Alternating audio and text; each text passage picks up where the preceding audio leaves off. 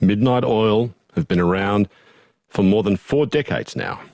And now they've got a new album. It's called Resist, and they're embarking on what's being billed as their final tour. And you'd think by now these guys would be sitting on stools, wearing hats, doing acoustic versions of their old songs, but not Midnight Oil. They look as fit as butcher's dogs, and they're as frenetic and as urgent as ever. Peter Garrett is here today, and I should tell you, the only other time I've met Peter was when I was in my teens. I was in Canberra with my sister and a couple of friends, and we were standing outside the ANU refectory where Midnight Oil were about to play. And this was early 80s, around about their Place Without a Postcard era. We didn't have enough money to get in, but then we saw Peter Garrett dashing into the backstage area, and we ran up to him, and Peter was incredibly nice. And he let us in to watch the show from the side of the stage. And it was wild and incredibly exciting.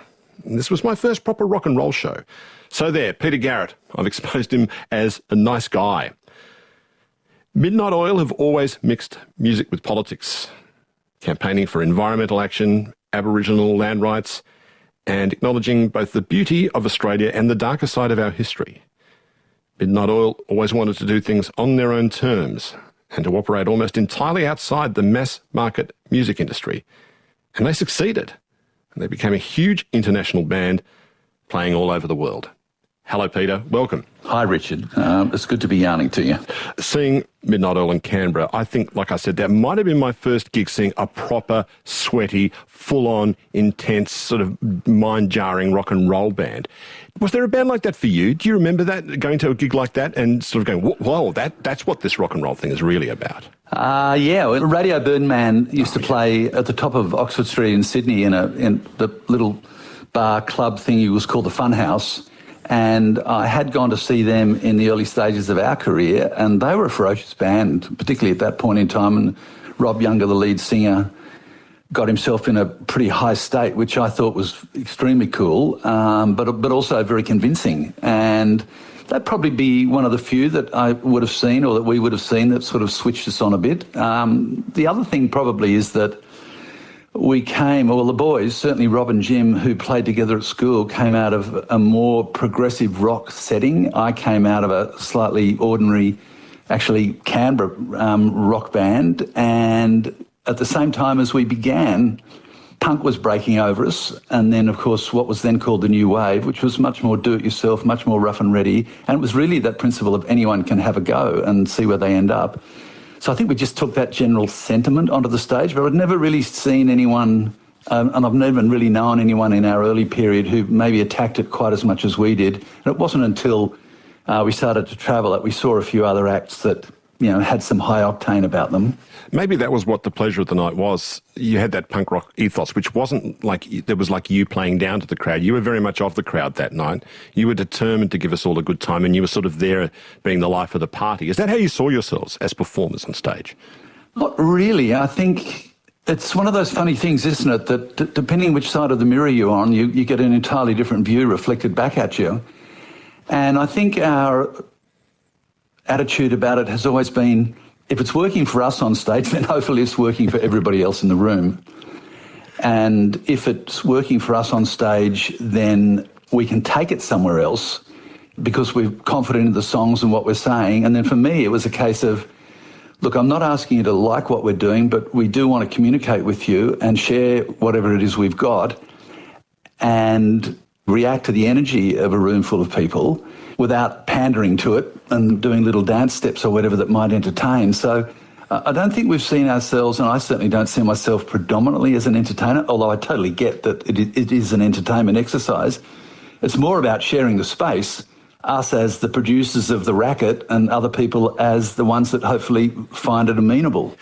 You were also singing about Australian things in an Australian accent and Australian history. It was very much about living in Australia, what it was like to live in the suburbs, pretty much. I remember you opened up with I Don't Want to Be the One, it was an anti-complacency song. Was there much of that around when you were starting to listen to music as a teenager? Was there much you were hearing that was being sung in an Australian accent about Australian stories? Not really, and you're quite right. It was something which we took up and wanted to have at the sort of centre of of our way of being and our way of creating, if you like. I mean, I was quite strongly influenced by a Melbourne band called Skyhooks, who I think were one of the first in sort of pop rock annals that were unabashedly Australian and made a virtue out of it.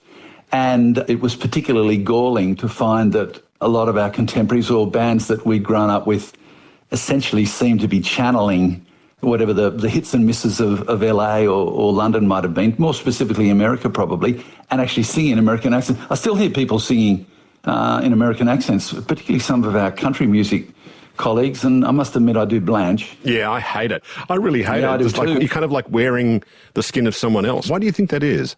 I think it's partly because the industry demands repetition and safety. I mean, people use the expression cultural cringe, and you would have talked to others on your program, and you hear it a bit on the ABC and in other places that there still is a cultural cringe. Maybe there is. For me, there's two aspects to it. One is that I couldn't change the way I talk or the way I sing to conform to someone else's idea of what I should sound like or what Minato should sound like. That is an anathema. And in our early period in particular, people weren't that impressed with my singing anyway, so we had to battle on irrespective.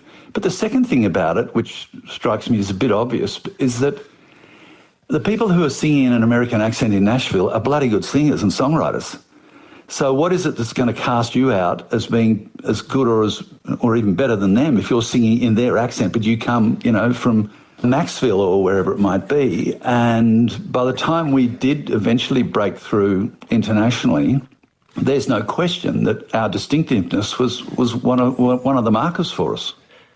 Peter, you grew up in Pymble, the upper north shore of Sydney. Now, in the 50s and 60s, that would have been the outer limits of Australian suburbia. What images do you have in your head of growing up in that part of the world at that time? Yeah, well, look, I actually grew up, West Pymble, as it were, and on the Pymble. fringes. Right. Exactly. So, say no more. I think the abiding memory I have is of the bush, and it probably goes some way towards explaining the great affection that I've got for the Australian landscape and environment generally. And as well as that, what we might describe as the archetypal figures of Hills hoists in the backyard and paling fences and kids riding billy carts and front lawns sort of battling against Australian summers. And, without glorifying it too much, it was an utterly unique experience. And the mix of people living there, as opposed to perhaps people closer to what we would now understand as the suburbs of the North Shore, Pymble, Linfield, Turramurra and what have you, were a mix. It was a mix of people because the housing was cheaper there, and I could just run across the road and I'd be in what is now Lane Cove National Park probably, but certainly into the bush. And I did that for many, many years, both when I lived in West Pymble and also in Linfield. As a teenage Boy Scout, you were a bit of a wannabe Thor Heyerdahl and you built yourself a raft. Tell me that story of what your ambitions were for this raft and how you pieced it together, please, Peter. Well, I'm not sure that my fellow chargers were as excited about as I was, but in any event, we were camping. It was a Boy Scout camp. I was the troop leader person who had some nominal authority and say over what we should do. So it just seemed like a good idea at the time, didn't it, to borrow some 44-gallon drums and find some old bits of rope and wire and what have you, and lash what probably was sort of a packing crate from memory on top of the 44-gallon drums, manufacture some would-be oars from paling fences, as of course it turned out, and head out to sea at McMaster's Beach on the Central Coast. Where were you planning to go? What was the idea? Did you have a plan? Well, I probably had an idea in my head that we were Thor Heyerdahl and his crew, Easter Island, here we come. And we'll make a movie about it. We were just mucking around, having fun, really. But we wanted to get beyond the line of breakers and explore the coast, really, I think probably was the idea, and sort of see what it looked like when we got out to sea. But it was not a seaworthy craft, and the first decent bit of swell that hit us knocked us for six, and that was the end of that game. Although you had this lovely childhood, very healthy childhood with a lot of time outdoors, you had really serious asthma as a kid, really properly serious asthma, and spent time in an oxygen tent. How frustrating was that for you? Well, pretty frustrating. And I mean, people who have either had it or have family members or friends that have got it will know that it's a particularly debilitating condition and it's a hard one. But I think especially when you're young, particularly in your teen years, you know, when you really just want to be out and about. And, I mean, I chose my own path through that, and I'm certainly not suggesting that it's everybody's, but I eventually, in those days, they'd give you sort of puffers to puff on. And my dad was partly asthmatic as well, but it didn't seem like it was working for me. So after a couple of really bad attacks, which were partly relieved by the puffers, but not entirely, I just happened upon this thought that, well, if I can just get fitter and be outdoors even more and learn to breathe well, then maybe I'll get lucky and I can get on top of it, which I partly did, and I think I partly grew out of it as well. But it is very frustrating, particularly if you're in an athletics competition or if you want to experience the exhilaration of being young and being free to do whatever you want, whether it was skateboarding or hanging out with mates or whatever. It's something you've got to carry around with you. So I was fortunate that I was able to basically manage it, and then it pretty much left me. Jim Sharman was on the show years ago, and it's a theory of his I've often thought about and mentioned on this show in the past. He had this theory. He had a period when he was bedridden as a teenager. He has a theory that he says that if you look at people who've gone on to do quite big things with their lives, you can almost always find a period in their youth where they've had an extended period of convalescence, where you've been forced to not go outside, stay in bed and get well again. Do you think there's something there in that for you? Well, I've never heard it before, Richard, but I mean, speaking from my own experience, I think that for me, there would be something in it in a way. You are confined to quarters, so to speak. You're aware that there's this whole world going on outside you. You can hear it. You can hear kids playing. You can hear birds singing and so on. But you can't actually be in the midst of all of that. But I think it also builds a yearning that even when you are better, or even when the chance comes, then you really will grab it. The most obvious example would be the Paralympics, how incredible these people are and how they're truly inspirational and astonishing. And that's born of that thing of, well, I need to survive, I need to overcome. And it probably develops an internal toughness that actually stays with you and helps you get through tougher times and prevail sometimes, you know. I mean, you're not going to prevail all the time. It's life after all, but it certainly equips you pretty well for the battle. Surfing's always been a source of pleasure and relaxation for you. What was the first board you got, Peter? It was an old Barry Bennett. It was a 9-footer in the old measurements, very heavy, required 2 people to carry it. Myself and my Are you serious? And my dad. And it was more or less like riding a large table. And needless to say, not particularly great for the business of catching waves. But I managed to catch a few with it, and I've always loved being in the water, as you say. I mean, we're incredibly blessed in Australia. You know, we've got, I think, seriously the most beautiful, intact coastline on the planet. It's accessible to many of us. Many of us live very close to it. And I've always felt that, particularly for young men and also for young women, that being able to get in the water, to test yourself, to experience the healing powers of nature, but also the amazing sort of challenge of growing up and taking risks, and is the surf too big or too small, and in the surf life-saving fraternity, you know, the business of sort of giving to others and so on and so forth. There's so many dimensions to our relationship with the sea for Australians, and for first Australians as well. It was incredibly important that it's contributing to our overall well-being and to our psychological well-being. It certainly did for me. Yeah, so from that big 9-foot board, I battled on gamely. So you're brought up in this nice middle-class environment in the Upper North Shore, and your parents sent you to a private school in your teen years. What was it that radicalised you, Peter? Well, I think probably a combination of things. I think my parents were pretty open to political discussion around the table, even though they were different political persuasions. My mum was much more minded to Labor, and my dad was much more a Liberal voter. But the discussion seemed like a natural thing to happen, and their friends, people who visited, were a little bit like that as well. There was an underlying sense that, look, if you do believe something's right or wrong, don't be afraid to say something about it or to act upon it.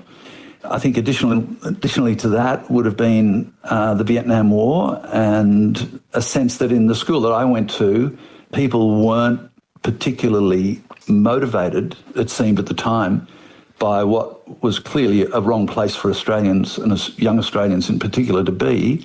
And that would have had something to do with it. And then I think probably the final stage of it, Richard, would be, university experiences, of course. And we're talking historically now, so it's a time of some social upheaval, the struggles and the campaign against apartheid in South Africa.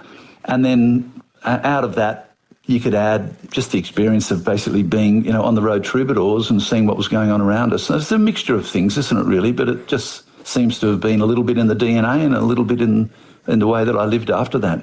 Do you think you might be in some ways a product of a very old Protestant tradition of nonconformism? That old tradition of Martin Luther, speak truth to power, don't be afraid of what people think of you, stand up for what's right no matter what and be ready to cop abuse for it. How true is that? Look, I don't really know. It's a provocative question, and to be honest, I'd never thought of it. I mean, I certainly believe in speaking truth to power, but then I've been in power as well, and so I've had truth spoken to me.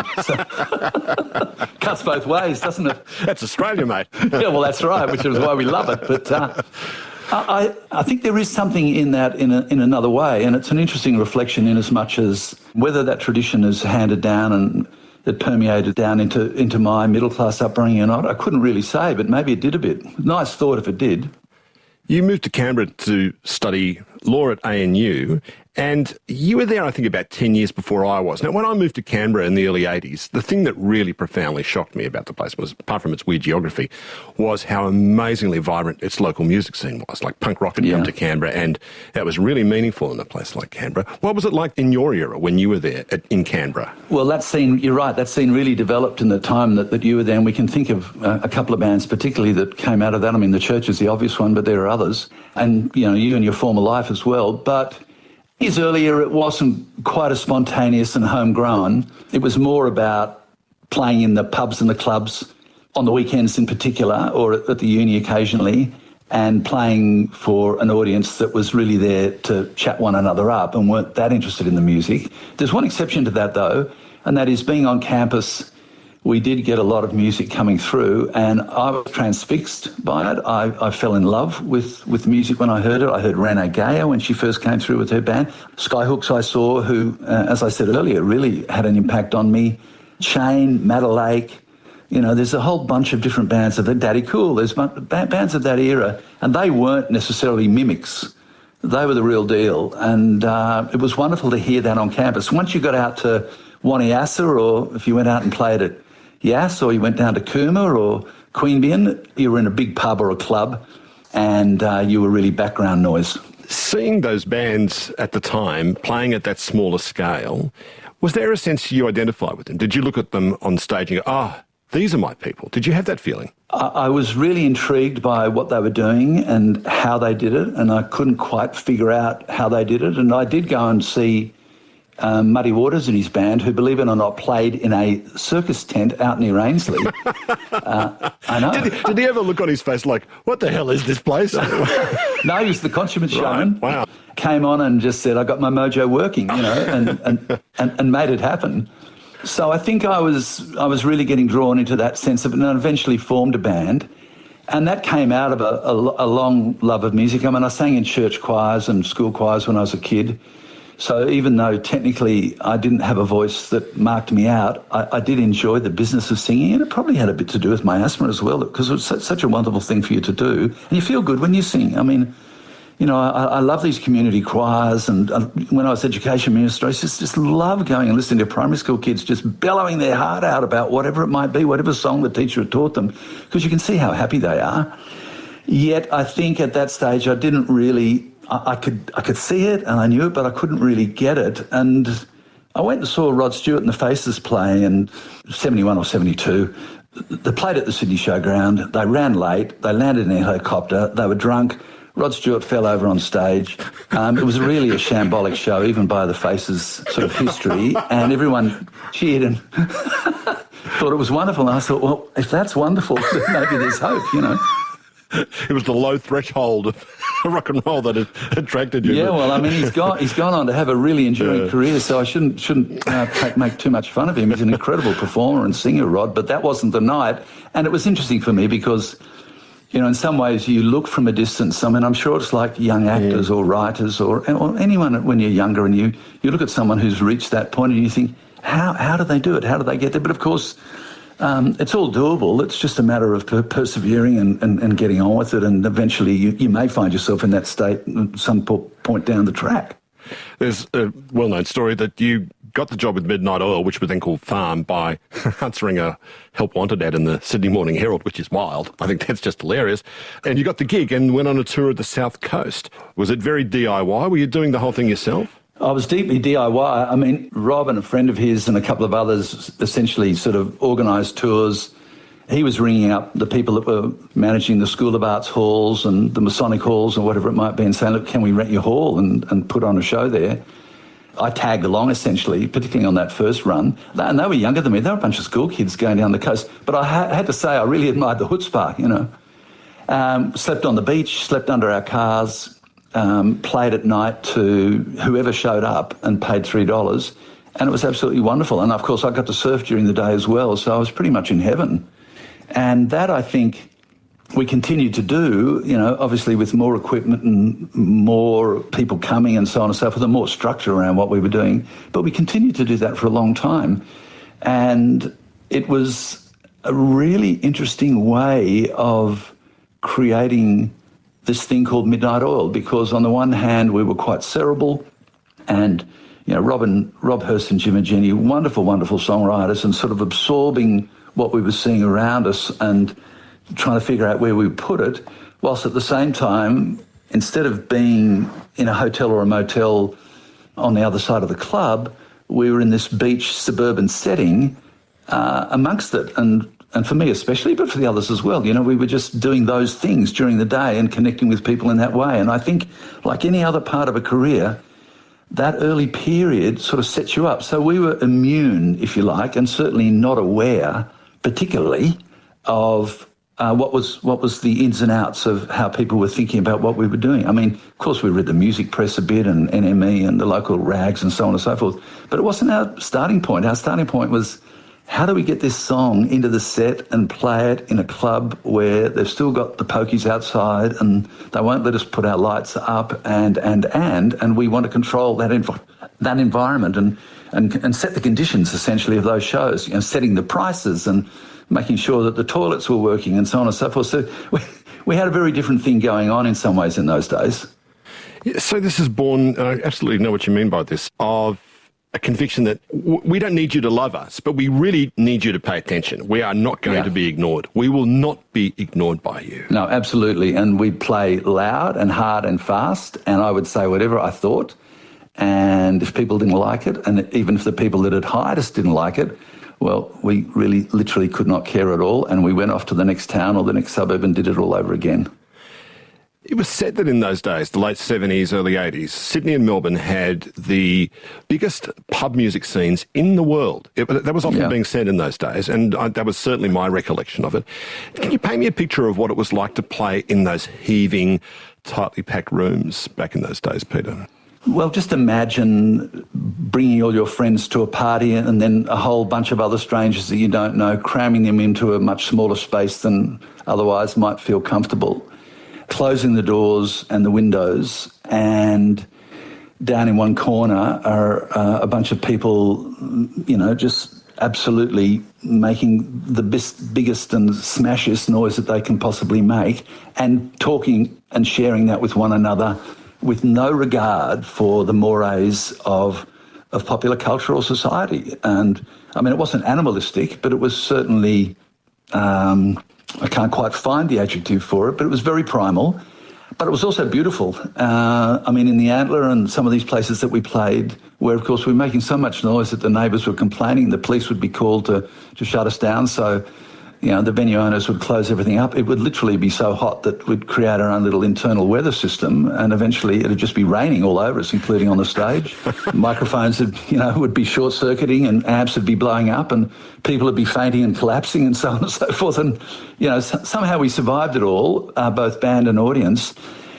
And I think, apart from that amazing physicality that was going on there, and the fact that there wasn't someone saying, oh, excuse me, you know, politely, I'm sorry, I didn't mean to bump into you, but more to the case of, look, if you spill more beer down the back of my T-shirt, maybe you might share that beer with me. Apart from that, it wasn't just us.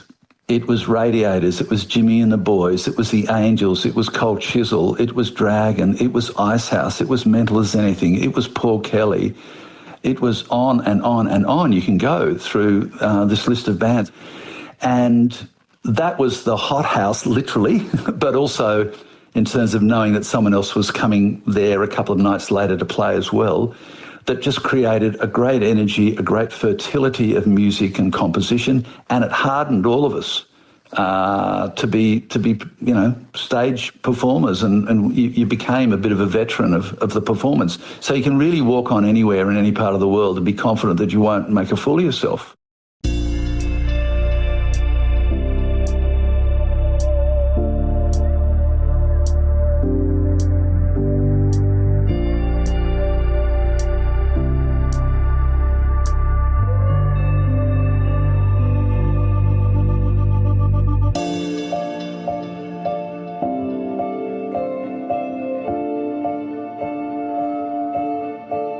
Podcast, broadcast, and online. This is Conversations with Richard Fidler.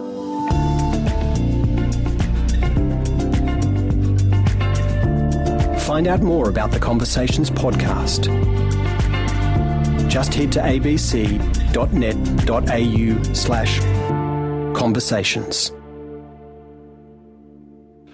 Peter, that pub scene, the inner city pub scene you were a part of with Minato, but that was a real true counterculture. It was hugely popular, but really largely unseen by the mass media of the day. I know you were kind of torn by that need to be seen and heard, but not through Countdown or through commercial radio. Was that how it was at the time? Yeah, it was in part. I think that we realised that the connection between us and that audience was probably the most important thing that we had going for us. And we certainly struggled to be heard, even in our early period, at all by the media. It really wasn't until the ABCU station of its day, Double J, which you can still listen to, but of course morphed into Triple J, started to play us and play some of these bands that we ever got heard on the airwaves. But there was something else at play, and that was we made the break into the suburbs pretty early, partly because we knew that that's where the audiences were, but partly because we also knew that's where the loyalty was. And when I say loyalty, I don't mean it in sort of obeisance or bowing down, but it was more that people there were connecting with you when you showed up to play in their backyard. They didn't necessarily like us to begin with, and sometimes, we'd get a hostile reaction, but that didn't matter. What mattered was that it wasn't being mediated by, critics or the intellectual classes or other media. It was literally a direct connection between us and them. And that's essentially the model that we use in Europe and the States as well, not sitting down with a little plan and a spreadsheet, but just basically saying, look, we've just got to go out and play to people. It's pretty basic. And if we do that, then whatever unfolds will be real and hopefully it can endure. When you were 23 and Minato was on the up and up, you've written about how your mum died in this horrible, horrible fire. The family home was burnt to the ground and your mum was trapped inside. You barely got out yourself. Just jumping a bit further forward here, you do a fair bit of pastoral care when you're a member of Parliament. Did you draw on that? What kind of things would you say to people who've been through some awful loss like that about how you get from wherever that is to some better place? Did you have advice for people when they came to talk to you about that, about how you get from there to here, Peter? Well, yes, but I think it's something that, it's not even case by case, it's sort of person by person and moment by moment, those interactions. And I know when bushfires outside of Melbourne, Marysville and so on and so forth happened, and I was one of the first pollies to go in with the then Victorian Premier and actually made some relationships that stay till this day. But I think one of the things you can say to people, if they want to talk to you in that way, and if you can see that to open up to them wouldn't be something which was either an imposition or even just a bit daunting to manage, is look, pain and grief, you never forget, but it does pass. And in some ways, you have to honour the memory and the relationship that you've had with someone when you lose them, particularly if it's as close as someone like a parent or a sibling or a very close friend. And in my case, even in circumstances which at the time were traumatic, that they wouldn't wish you to simply have it as a sore, a running sore that you carry around with yourself for the rest of your life.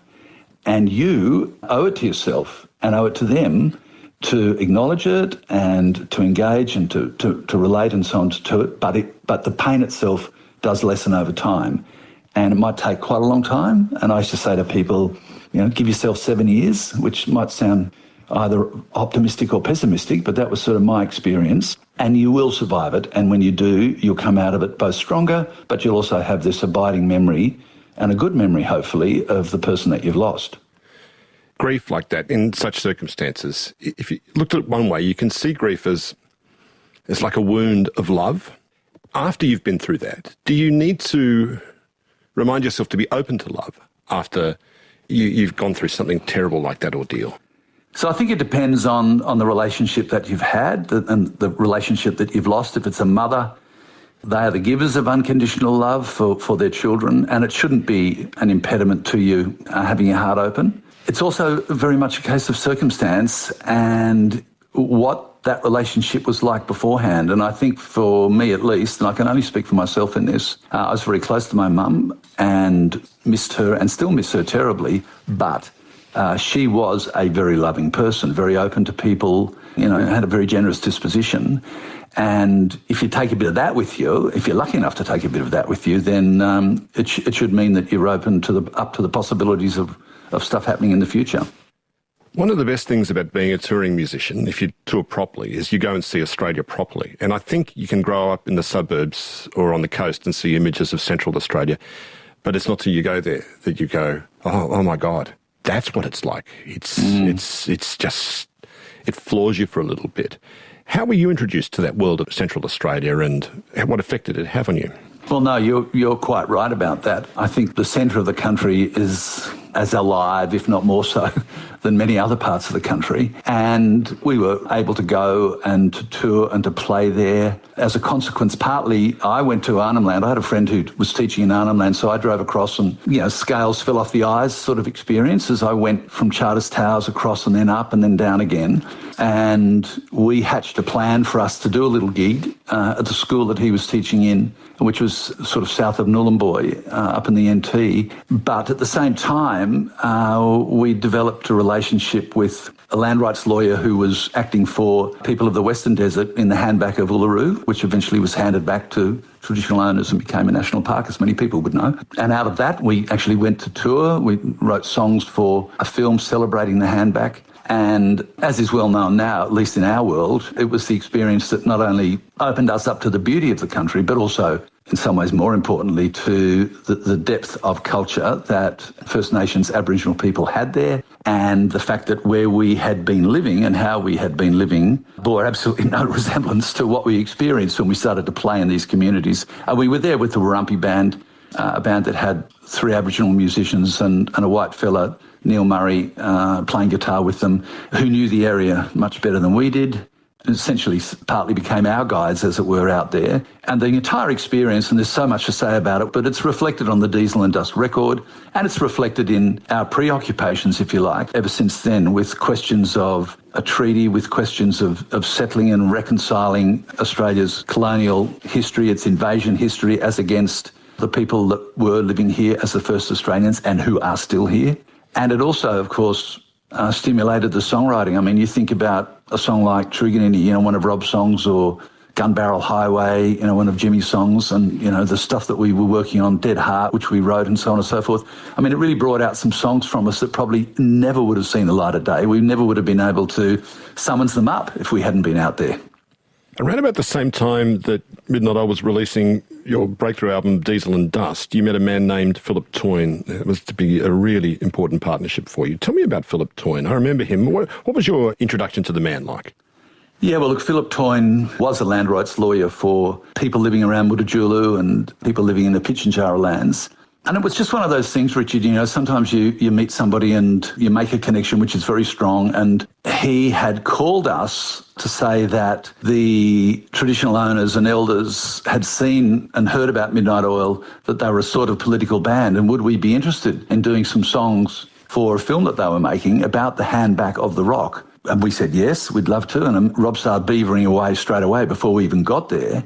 But when we visited Alice Springs, I visited Philip and we got to know one another. And he struck me as somebody who was fearless, a great advocate and a very good lawyer at the time, and right on the front line of that really sweet spot between smart activism and delivering results in a way which was beneficial to the whole good of the country, and in this case to those Aboriginal people that he was representing. And we flew down to, I think, Warracoona or Warburton, I can't remember which community, but the boys went down and he and I flew. He had a little light aircraft that he used to fly from community to community, and he was a very good-looking guy, and he looked a little bit like Errol Flynn, and he had the black flying jacket and black hair and the sort of the sunnies, and a really decent fella, but also quite a presence. And we flew down across the Gun Barrel Highway with him telling me about his life and us sharing stories and yarns, and we became very good friends. So then he went to become the CEO, if that's the word for it, or the manager or director of the Australian Conservation Foundation, and made you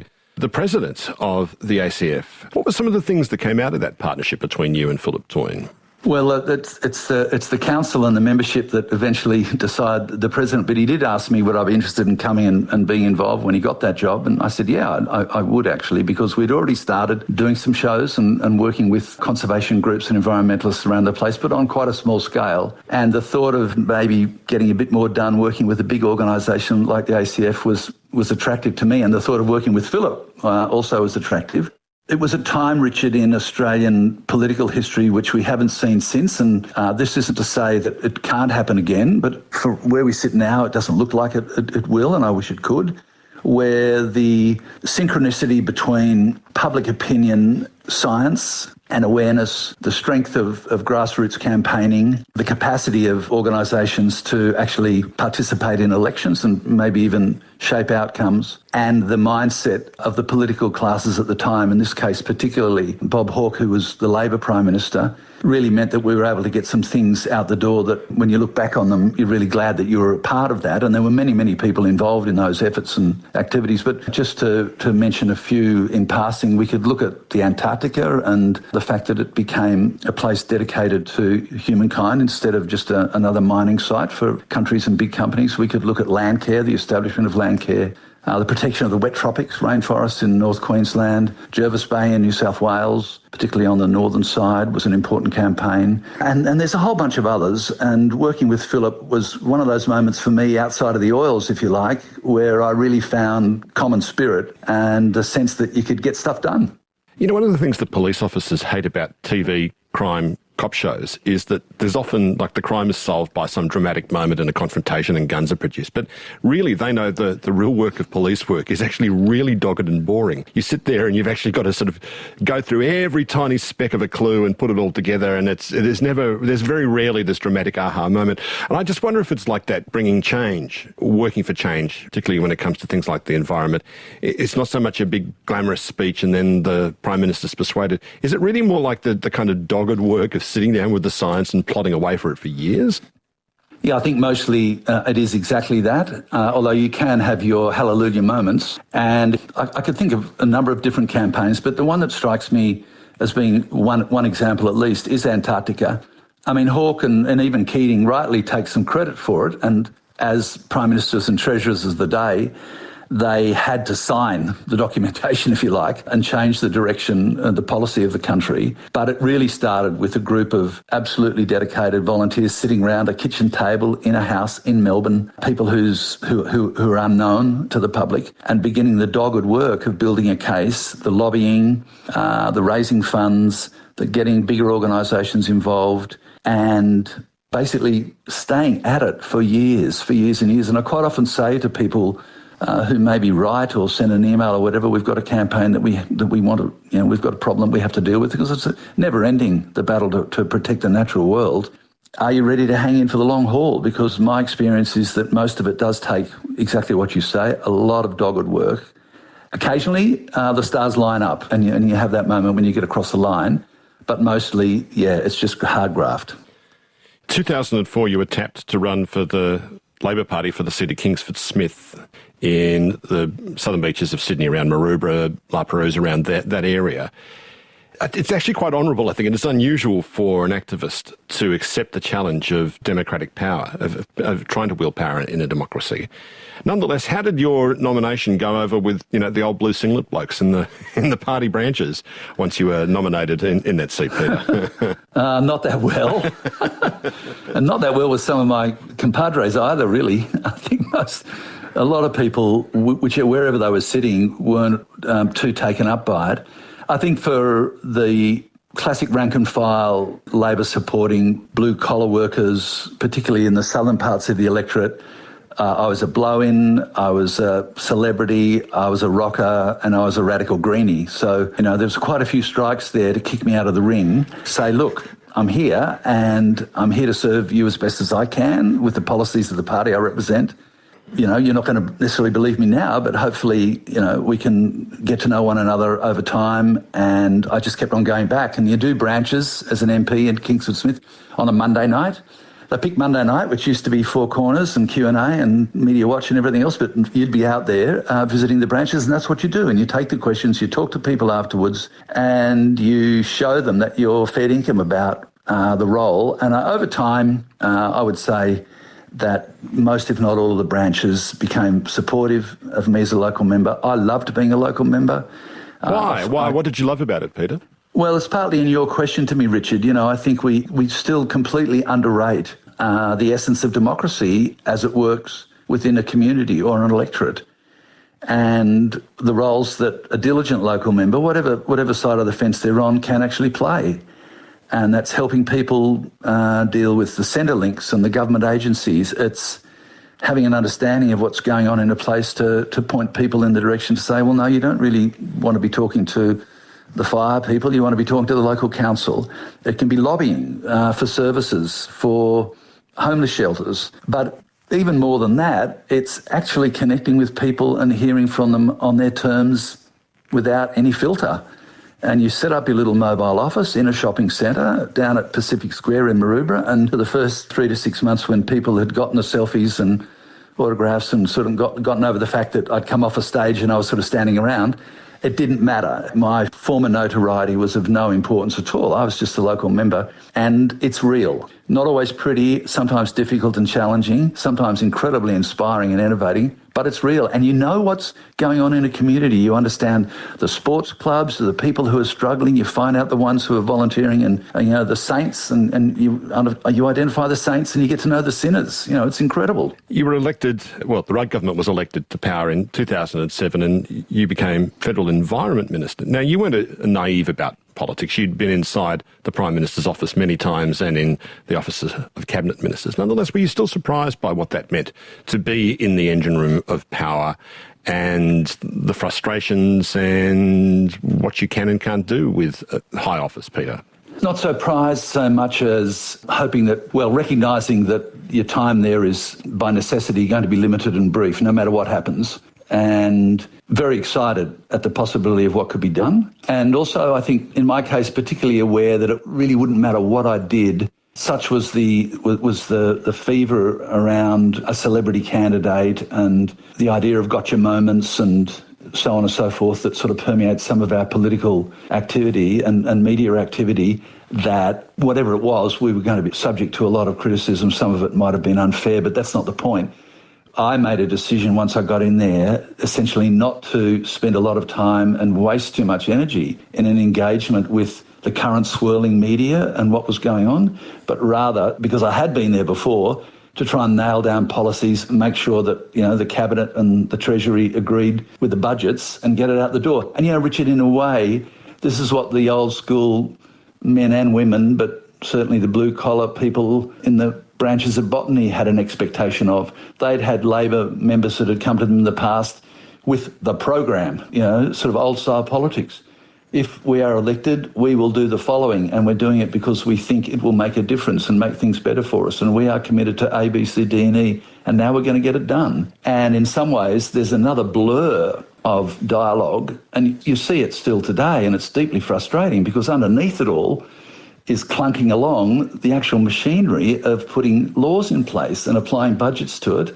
The NDIS is a really good example, and it's one of the great things that Rudd-Gillard governments did, but there are plenty of others. So you've just got to I just had to really turn my mind to doing those things as best as I could with the team of people I had around me and hope that I had the political support from the Prime Minister and the Cabinet to get stuff over the line. Well, did you have that under Kevin Rudd? He ran a very hyperkinetic and quite chaotic form of government largely through a kitchen cabinet of 4 pretty much, which you were not a member of, as were the greater part of the ministry. What did that mean for you? Did that mean you were just sort of left to get on with it, or were you constantly being bogged down by that process of government under him? Well, it depended on the issue, and it certainly depended on that stage of the first Rudd government. I think that Rudd was all over us as a Prime Minister and a leader, and I was not used to that, in as much as the Prime Ministers that I'd had anything to do with in the past had tended to let their ministers run their race, and if they succeeded, fine, and if they failed, then they lost their jobs. And I think it's fair to say that when we were rolling out the insulation program and we had those tragic deaths of a couple of installers in different states, I didn't feel that I got the support, that I'd rolled out the program properly and alerted everybody to what the issues were, but I didn't feel I got the support at the time that was deserving. But that's politics. But in other instances, for example, taking the Japanese to the International Court of Justice on their so-called scientific whaling program in the Southern Ocean, which was a really big part of my first term as Environment Minister, Rudd was very supportive. And he was very supportive with budgets the whole way through, but environment and the arts, which I had as well, where we just wanted to really try and put stuff in place which we thought could make a difference. And I think that, government, whichever way you come at it and who's ever doing it, is never going to be easy. It's never going to be without all the fractiousness and the roller coaster rides and so on and so forth. But I think both governments, and I hope both governments will be well judged or better judged historically than sometimes they were at the time. You left in 2013 after serving as Education Minister under Julia Gillard. I think you were sort of hinting on this a bit earlier, but we for a long while in Australia we had a string of very powerful Prime Ministers, Whitlam, Fraser, Hawke, Keating and Howard. Since then, it seems like not one of our Prime Ministers has really been able to get much traction in the country, which suggests it might have something to do with their personalities, but it also suggests some kind of systemic problem there. Do you see that? And have you got any thoughts on that, Peter? Well, I think that one of the things that characterises those Prime Ministers that you mention as against our more recent leaders is that most of them had spent a lot of time in the Parliament previously and had come to really understand both how Canberra worked, how the public service worked, and develop a strong sense of what the community or what the voting majority at least, and others, I wouldn't leave everybody behind, was after. I mean, Whitlam was crazy brave, it's true, but he was a great student of history and constitutional law and the Parliament, knew it very well. And although Hawke arrived relatively fresh into the Parliament, he'd served for a very long period of time in the trade union movement with great distinction. Keating was there forever and a day, intimately. And I think that the later leaders and parliamentarians, who became leader in particular, probably didn't have quite that level of familiarity and comfort. To Julia Gillard's credit, she had to manage a minority parliament. And I think, that's never an easy task. And I think she managed it extremely well. On the other side of politics, I'm not quite sure why they've come and gone so quickly, but it's partly to do not only with what I've just been talking about, Richard, but really the way in which the participants who shape the debate quite often see it as a game. For apparatchiks and young people who go in who've only ever worked in politics, that's what they've inhabited. It seems like a wrestling ring. How do I make sure I'm not getting pinned to the mat? And for those who are reporting on it, well, it's much more colourful and exciting to be breathless about whether someone's pinned on the mat than whether the wrestling ring has been made of Australian-made or Chinese-made materials.